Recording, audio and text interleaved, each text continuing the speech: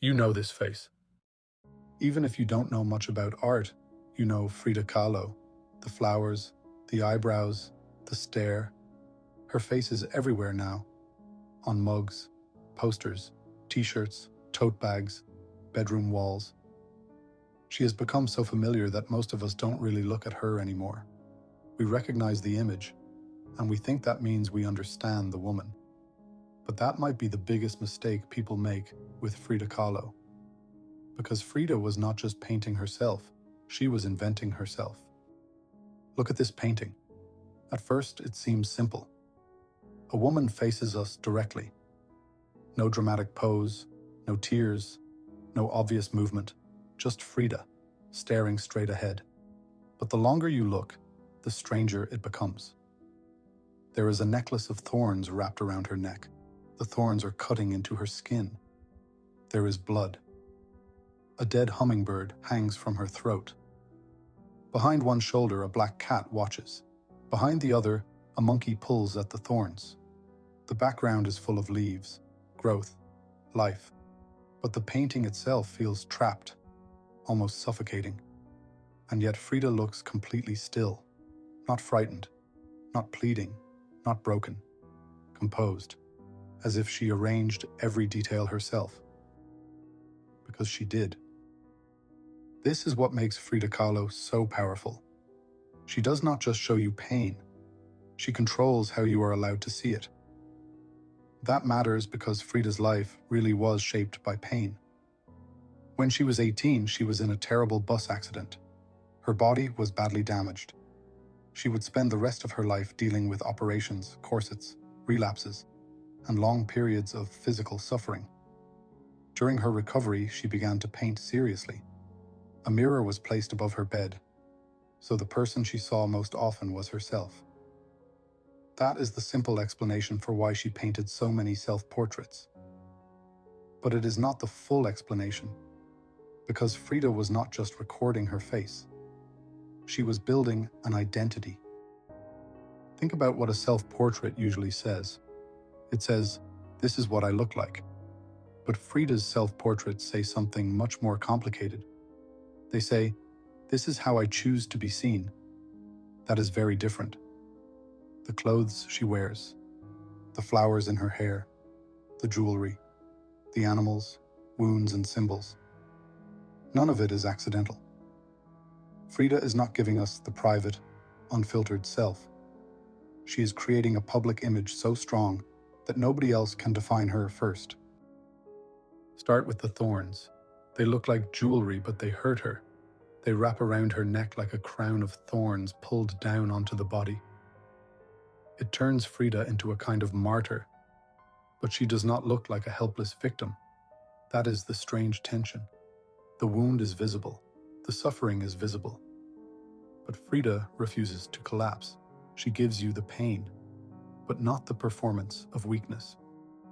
The drops of blood are small, but they change the whole painting. They remind you this is not decorative suffering. This is not just a poetic symbol. Frida's pain was physical, daily, real, but instead of hiding it, she makes it part of the image. She takes the thing that could have reduced her and turns it into power. Then there is the hummingbird. A hummingbird should mean movement, color, life. But this one is black and dead. It hangs from her neck like an amulet. Something that should be alive has become still. Something that should be beautiful has become disturbing. That is what Frida does again and again. She takes beauty and makes it hurt. The black cat gives the painting a feeling of danger. It waits behind her like an omen. And the monkey, which should almost be playful, is pulling at the thorn necklace. It is making the pain worse. So Frida is not just surrounded by animals. She is surrounded by forces: love, death, desire, danger, memory, control, everything pressing in around her, and in the center, she stares straight back. That stare is the whole point. Because if this were only a painting about suffering, she could have painted herself crying. She could have made herself smaller. She could have shown collapse, but she doesn't. She fills the canvas. She meets your eyes. She makes herself impossible to pity in any simple way. That is why this is not just a portrait of pain. It is a portrait of control. And this control went beyond painting. Frida's entire appearance became part of the work. The traditional Mexican dresses, the bright fabrics, the flowers, the jewelry, the carefully arranged hair. These were not just personal style choices. They were a language.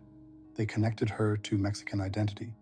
They drew attention away from some parts of her body and toward others. They turned vulnerability into theater. They allowed her to decide how she would be looked at. That is why calling Frida authentic can be misleading. She was authentic, but not because she was unconstructed. She was authentic because she chose the construction herself. We live in a world where everyone understands this now. Everyone builds an image. Everyone chooses what to show. The outfit, the angle, the expression, the version of yourself that appears in public. But Frida was doing this almost a century ago, with paint, clothing, symbols, and pain. She understood that identity is not just something you have. It is something you make. And sometimes, it is something you have to defend. For years, Frida was also seen through Diego Rivera, the famous husband, the giant muralist, the man whose career was larger than hers during their lives. But her paintings refused to make her secondary. Even when Diego is part of the story, Frida's experience remains the center. Her body, her jealousy, her desire.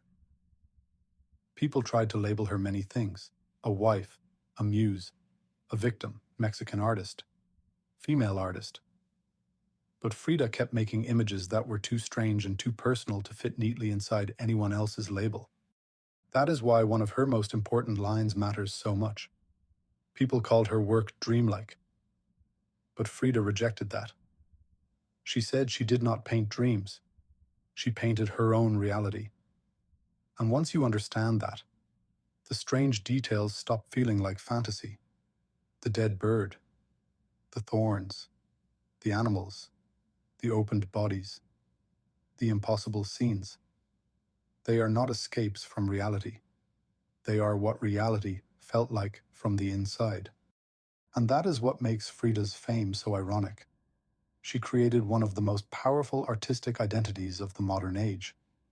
Then the world turned that identity into a brand.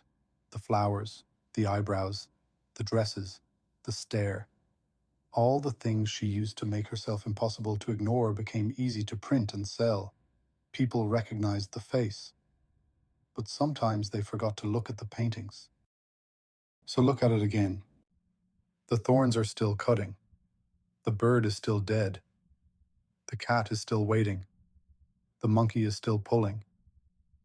And Frida is still staring, not asking to be rescued, not asking to be understood easily, not asking to be turned into a slogan. She is showing us a self that was wounded, performed, protected, and deliberately made. Frida Kahlo did not paint herself because she already knew exactly who she was. She painted herself because identity was something she had to build again and again. Her body had been broken. Her marriage had broken.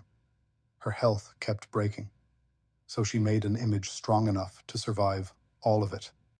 That is why Frida Kahlo's face is everywhere, not because the world invented her, because she invented herself first.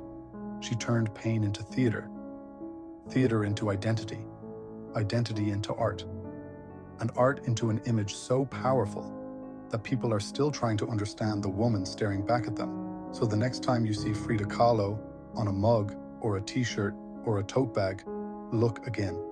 Because that face was never just a face, it was armor, it was confession, it was rebellion, it was a mask, and it was a masterpiece.